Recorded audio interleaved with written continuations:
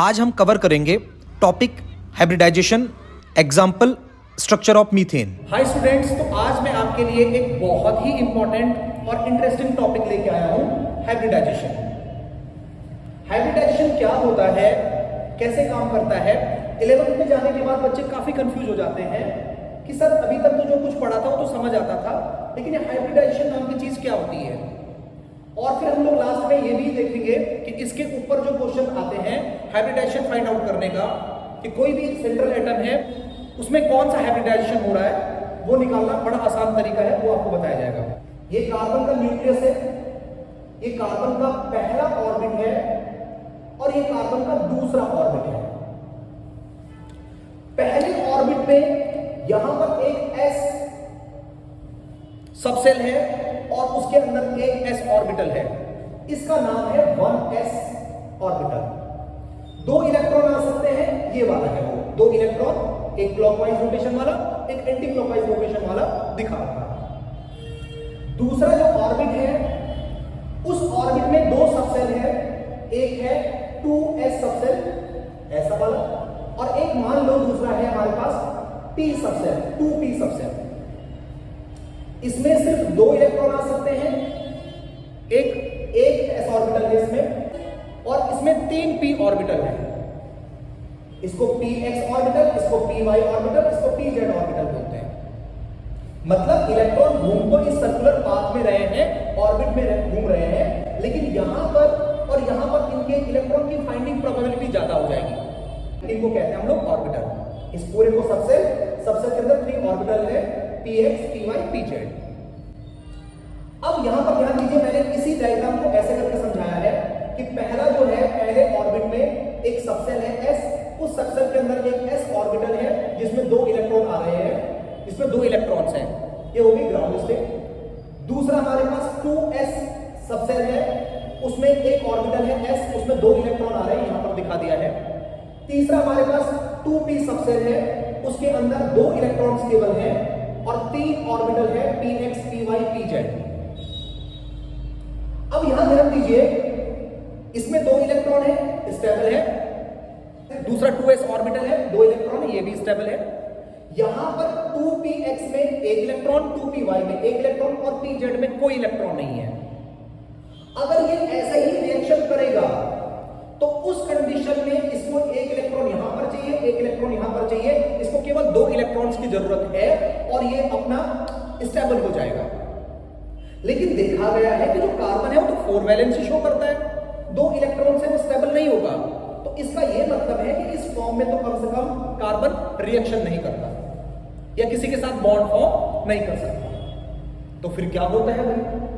उसके बाद नया कॉन्सेप्ट आया, प्रोमोटेड स्टेट, या फिर इसको बोलते हैं हम लोग एक्साइटेड स्टेट। तो यहां पर कार्बन एक्साइटेड स्टेट में आ जाता है। उस बात का मतलब यह हुआ कि जो पहला ऑर्बिट है उसकी एनर्जी तो कम है, वो ग्राउंड स्टेट में वो वैसा का वैसा ही रहेगा। लेकिन ये जो दूसरा है हमारे पास 2s ऑर्बिटल, उस 2s ऑर्बिटल से एक इलेक्ट्रॉन जंप करके यहां पहुंच जाता है। यहां का जो इलेक्ट्रॉन था ये जंप करके पहुंच जाता है यहां। अब 1 1 1 1 सब जगह 1 1 इलेक्ट्रॉन हो गए हैं, सारे के सारे ऑर्बिटल क्या हो जाएंगे? अनस्टेबल हो जाएंगे। और इस वजह से अब कार्बन को कम से कम 1 2 3 4 इलेक्ट्रॉन्स की आवश्यकता है बॉन्ड फॉर्म करने के लिए, और अब कार्बन 4 वैलेंसी शो कर सकता है। तो एक्साइटेड स्टेट का कॉन्सेप्ट समझ आ गया होगा। अब थोड़ा हाइब्रिडाइजेशन को डिटेलिंग में समझते हैं। ये कार्बन की एक्साइटेड स्टेट है, 6 इलेक्ट्रॉन होते हैं कार्बन के पास, और ये स्टार ये रिप्रेजेंट कर रहा है कि एक्साइटेड स्टेट में है। पहला जो s ऑर्बिटल था उसमें 2 इलेक्ट्रॉन से यहां पर लिखा हुआ 2, first s orbital 2 electron clockwise anti clockwise rotation की फॉर्म में यहां पर रिप्रेजेंट हो रखे हैं। 2s orbital 1 electron 2s orbital, 2px orbital 1 electron 1 electron, 2py orbital 1 electron, 2pz orbital 1 electron. अब एक कार्बन 4 हाइड्रोजन के साथ बॉन्ड बनाएगा, और हाइड्रोजन जो होता है, हाइड्रोजन के पास केवल 1 इलेक्ट्रॉन होता है और 1s1 ऑर्बिटल होता है जिसमें सिर्फ 1 इलेक्ट्रॉन है। उसको यहां पर फर्स्ट हाइड्रोजन का 1 ऑर्बिटल, सेकंड हाइड्रोजन का 1s ऑर्बिटल, थर्ड हाइड्रोजन का 1s ऑर्बिटल, फोर्थ हाइड्रोजन का 1s ऑर्बिटल। अब होना क्या चाहिए था, इस कार्बन के 2s ऑर्बिटल को फर्स्ट हाइड्रोजन के s ऑर्बिटल के साथ बॉन्ड बनाना है। मैंने इसके बॉन्ड को ग्रीन कलर के क्ले से रिप्रेजेंट किया हुआ है, मान लीजिए ये वाला बॉन्ड। अब कार्बन के 2px ऑर्बिटल को सेकंड हाइड्रोजन के 1s ऑर्बिटल के साथ एक बॉन्ड बनाना है। मैंने उसको रिप्रेजेंट कर दिया है ब्राउन कलर की क्ले से। सेकेंड टाइम भी कार्बन का 2py ऑर्बिटल थर्ड हाइड्रोजन के s ऑर्बिटल के साथ बॉन्ड बनाता है। बेसिकली ps, ये भी ps था, ये भी ps था, सेम टाइप के बॉन्ड होंगे, तो मैंने उसको भी ब्राउन कलर की क्ले से रिप्रेजेंट किया हुआ है। थर्ड pz ऑर्बिटल कार्बन का फोर्थ हाइड्रोजन के s ऑर्बिटल के साथ बॉन्ड बनाएगा, वंस अगेन ps, तो मैंने उसको भी ब्राउन कलर की क्ले से रिप्रेजेंट किया हुआ है। ps ps ps, इसलिए सबके बॉन्ड सेम टाइप के होंगे। ss, इनसे उसका बॉन्ड थोड़ा सा अलग होगा, ग्रीन कलर की क्ले से रिप्रेजेंट किया हुआ है। पहला वाला बॉन्ड ये, सेकंड बॉन्ड ये, थर्ड बॉन्ड ये, and this is fourth bond. अब समझते कि ये हमारे पास है कार्बन। ये जो स्फेरिकल बॉल है ये कार्बन एटम को रिप्रेजेंट कर रही है। ये है कार्बन एटम। अब पहला बॉन्ड अटैच हुआ px और s1 के बीच में, और उससे एक हाइड्रोजन, येलो कलर की बॉल से हाइड्रोजन को रिप्रेजेंट कर रहा हूं, एक हाइड्रोजन अटैच हो जाता है। सेकेंड py s के साथ एक बॉन्ड बनाता है, और दूसरी येलो कलर की बॉल सेकेंड हाइड्रोजन एटम को रिप्रेजेंट करती है, हाइड्रोजन इस तरीके से। थर्ड pz s के साथ बॉन्ड बनाता है, और येलो कलर की फिर से एक और बॉल जो हाइड्रोजन को रिप्रेजेंट करती है, इस बॉन्ड से अटैच हो जाती है। तो अभी अगर आप देखेंगे तो ये जो एंगल है 120 डिग्री का एंगल है, 120 डिग्री का एंगल है, 120 डिग्री का एंगल है। अभी 3 बॉन्ड अटैच हो चुके हैं, pxs, pys, pzs, ये 3 बॉन्ड से 3 हाइड्रोजन एटम अटैच हो चुके हैं। फोर्थ वाला थोड़ा अलग तरीके से रिएक्ट करेगा, 2ss, ss के बीच बन रहा है, इसलिए मैंने उसको अलग कलर से रिप्रेजेंट किया हुआ है। ss को थोड़ा सा अलग कलर से रिप्रेजेंट करते हैं। मान लीजिए ss के बीच में जो बॉन्ड बन रहा है उसको हम ब्लू कलर से रिप्रेजेंट कर रहे हैं, तो ब्लू कलर की क्ले को मैंने यहां पर लगा दिया है, और इससे हाइड्रोजन तो सेम रहेगा, येलो कलर की क्ले बॉल है, इसको मैंने इससे अटैच कर दिया। तो ये जो फोर्थ वाला है वो यहां पर दिख रहा है। तो बेसिकली अब ये जो मीथेन का जो बॉन्ड है, स्ट्रक्चर है, वो ऐसा कुछ है, जिसमें आपको साफ साफ दिख रहा है ps orbital, ps orbital, ps orbital का बॉन्ड ब्राउन कलर की क्ले से रिप्रेजेंट हो रखे हैं, सेम है।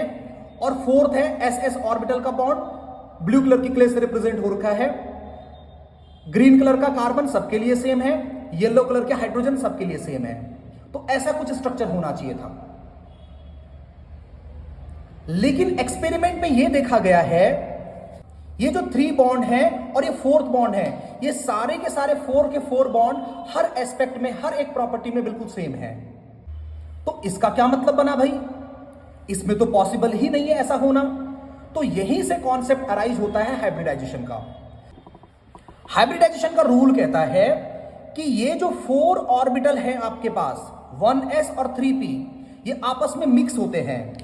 मान लीजिए ये px को रिप्रेजेंट कर रहा है, ये py को रिप्रेजेंट कर रहा है, ये pz को रिप्रेजेंट कर रहा है, ये s को रिप्रेजेंट कर रहा है। 4 ऑर्बिटल है। अब ये 4 ऑर्बिटल से हमें एक ही टाइप का बॉन्ड चाहिए, तो ये 4 ऑर्बिटल आपस में इंटरमिक्स हो जाते हैं। इंटरमिक्स का मतलब आपस में इस तरीके से इंटरमिक्स हो जाते हैं। ये हाइब्रिडाइजेशन का प्रोसेस स्टार्ट हो गया है। हाइब्रिडाइजेशन का प्रोसेस स्टार्ट हो गया है। अगर आप इसको बड़े ध्यान से देख रहे होंगे, ये हाइब्रिडाइज हो चुके हैं सारे इसके सारे ऑर्बिटल। और अगर ये क्ले बॉल को आप बड़े ध्यान से देखेंगे तो इसमें ब्राउन कलर ज्यादा है। क्यों ज्यादा है? क्योंकि p 3p ऑर्बिटल थे, और ब्लू कलर थोड़ा सा बहुत कम है क्योंकि s ऑर्बिटल केवल सिंगल था। अब कितने ऑर्बिटल ने पार्टिसिपेट करा? 1 2 3 4। तो हाइब्रिडाइज्ड ऑर्बिटल भी कितने बनेंगे? 1 2 3 4। हर एक का नाम sp3। क्यों भाई? क्योंकि इसमें 1s की प्रॉपर्टी और 3p की प्रॉपर्टीज होंगी। अब अगर पहले के ऑर्बिटल्स के साइज के ऑर्बिटल में बनाने की कोशिश करूं तो मैं केवल और केवल इससे 4 ऑर्बिटल्स ही बना पाऊंगा उसी साइज के। 2 3 एंड 4। ये 4 के 4 हर एस्पेक्ट में, हर प्रॉपर्टी में बिल्कुल सेम होंगे। ये हाइब्रिडाइज्ड ऑर्बिटल है। पहले का नाम sp3, दूसरे का नाम sp3, तीसरे का नाम sp3, फोर्थ का नाम sp3।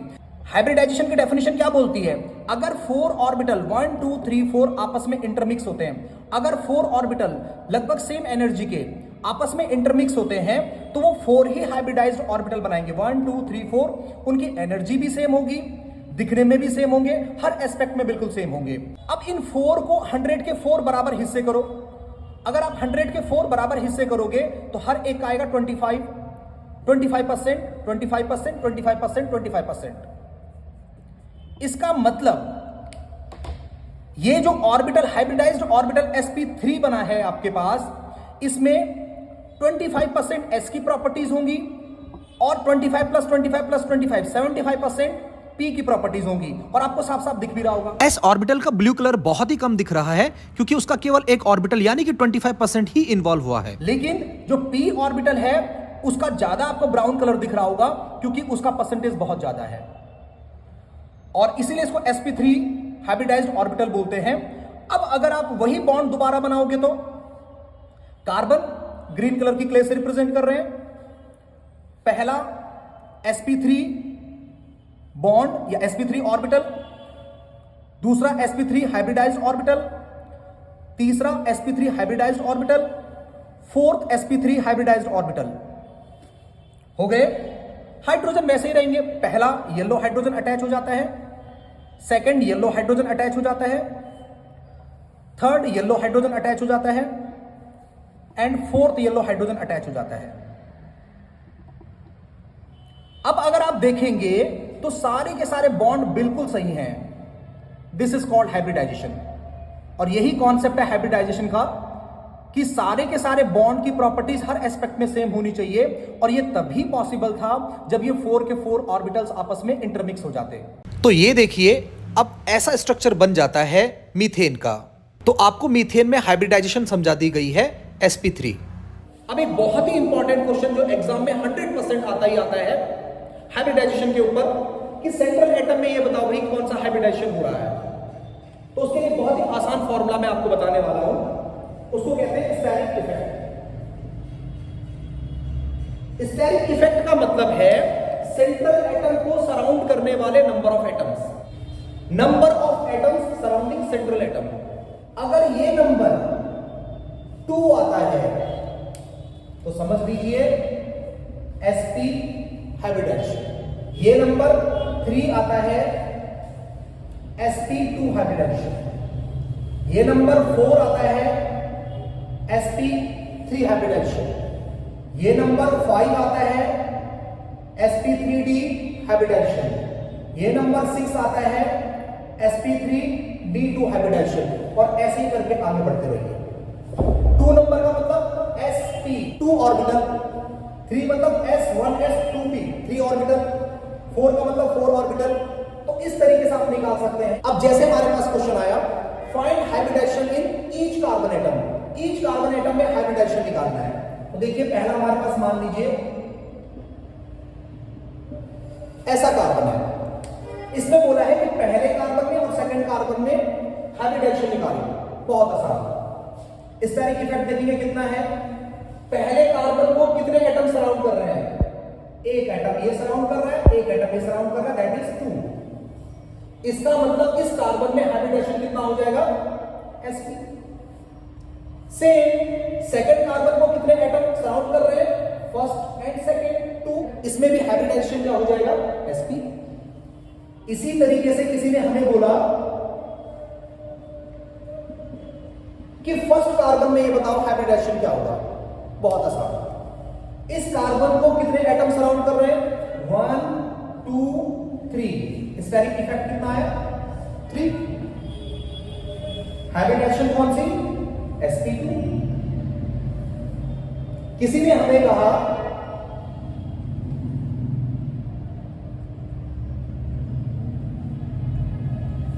इस सेकंड कार्बन में हाइब्रिडाइजेशन निकालो। हमने कहा इस कार्बन को कितने एटम सराउंड कर रहे हैं? 1 2 3 4। सराउंड करने का मतलब उससे जो डायरेक्टली अटैच्ड है, ये नहीं कि आप ये भी गिनोगे, नहीं, उससे डायरेक्टली जो अटैच्ड है।